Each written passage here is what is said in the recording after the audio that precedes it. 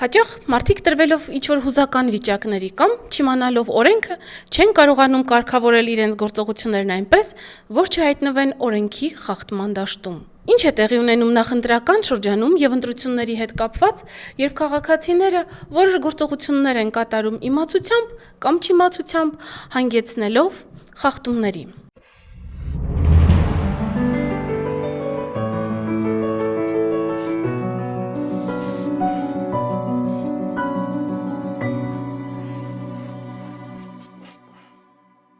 Բարև ձեզ։ Այսօր խոսելու ենք այն օրենքի կարգավորումների մասին, որոնք պետք է իմանա յուրաքանչյուր քաղաքացի իր գործողությունները ճշգրիտ կազմակերպելու համար։ Եվ այսպես, ընտրական ժամանակաշրջանում հայտնի է ընտրախախտումներ հասկացությունը,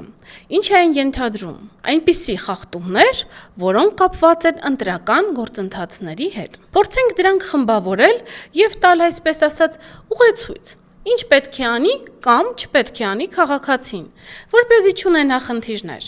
ինչպես քրեական, այնպես էլ վարչական օրենսդրության ոլորտներում։ Քանի որ որոշ գործողություններ հանգեցնում են ոչ միայն տուգանքների, այլ նաև բավականին երկարաչափ ազատազրկումների։ Սակայն ամեն ինչի մասին հերթականությամբ։ Նախ պետք է հիշել, որ չի կարելի ստիպել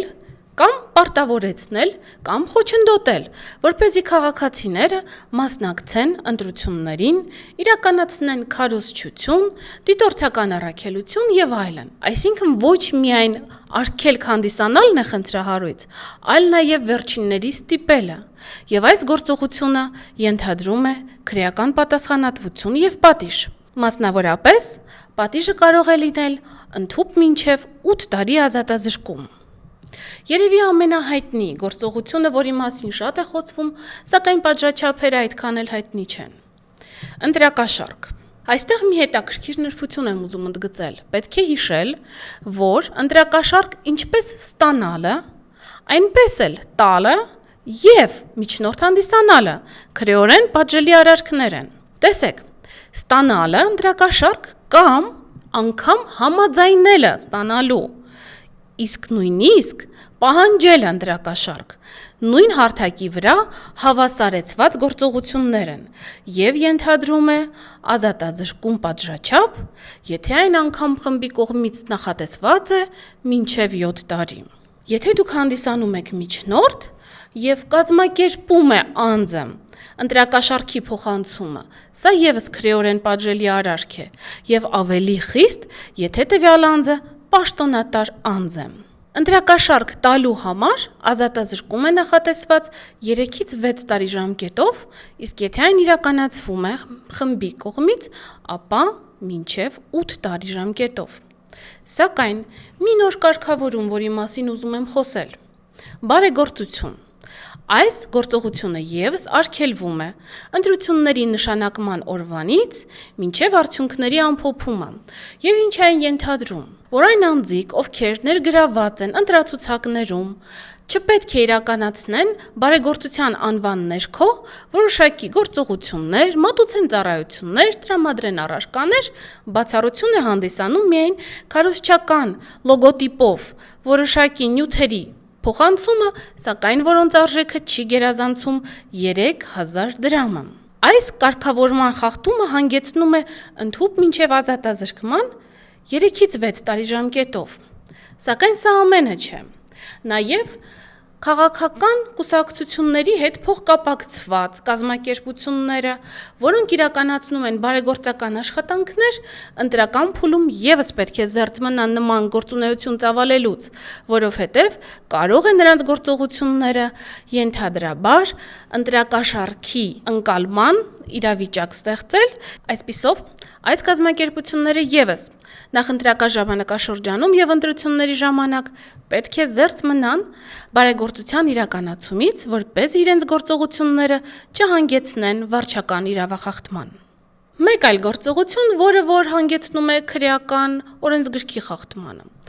Իսկ դուք գիտեիք, որ զենքի կրմամբ, բացահայտ կրմամբ տեղամաս մուտք գործելը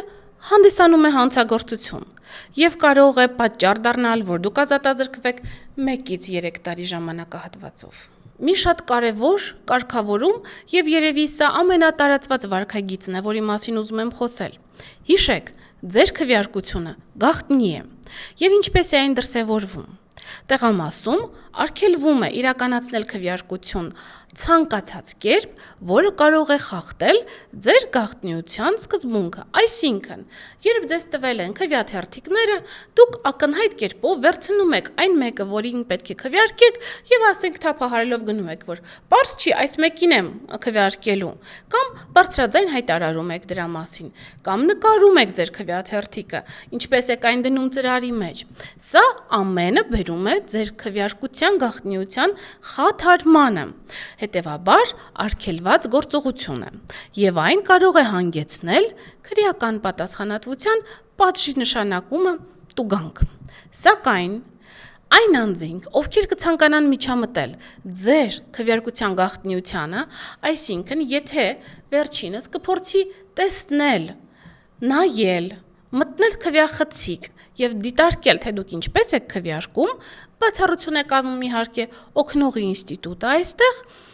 այս գործողությունը կարող է հանգեցնել արդեն իսկ քրեական պատասխանատվության։ Հետևաբար, երբ դուք ինքներդ եք խախտում, այն տուգանքի նշանակում է ենթադրում։ Սակայն եթե ինչ-որ մեկն է դա անում կամ ստիպում ձեզ դա անել,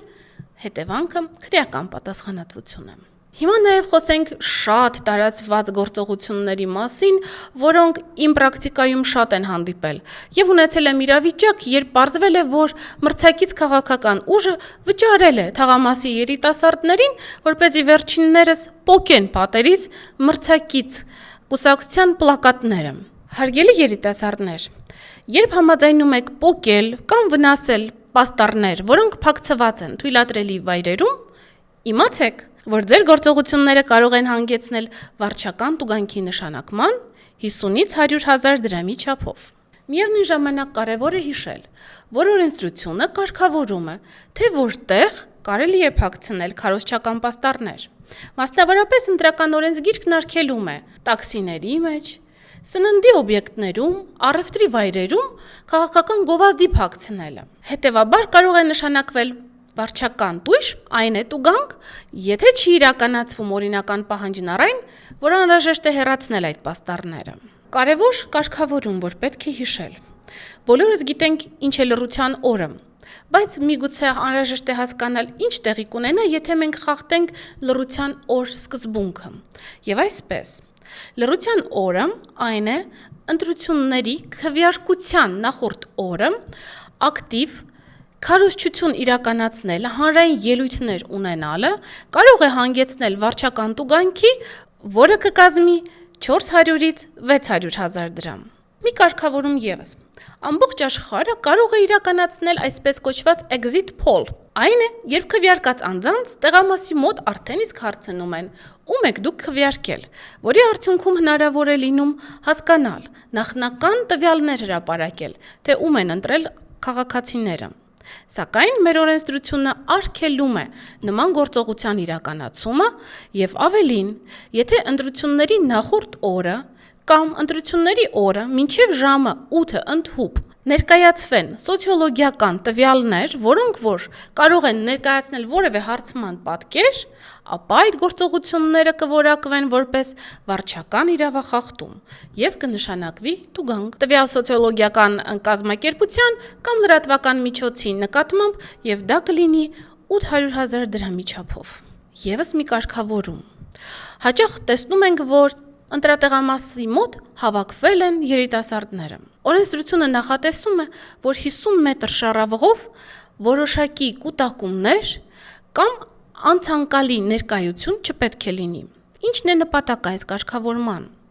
Որպեսզի չլինի ազդեցություն քվեարկության եկած անձանց վրա, որովհետև բոլորս էլ գիտենք, որ հաճախ հավաքվում են մարդիկ, ովքեր իրենց միայն ներկայությամբ արդեն իսկ այսպես ասած տիպողական դեր են ստանձնում, քվեարկիր մեր այսինչ ծանոթի կամ այնինչ կազմակերպության, կուսակցության օգտին։ Նմանատիպ իրավիճակներում վարչական օրենսդրությունը նախատեսում է կարգավորումներ, որպեսզի ձեռնպահ մնան քաղաքացիները ուրիշ անձանց կամքի արտահայտության վրա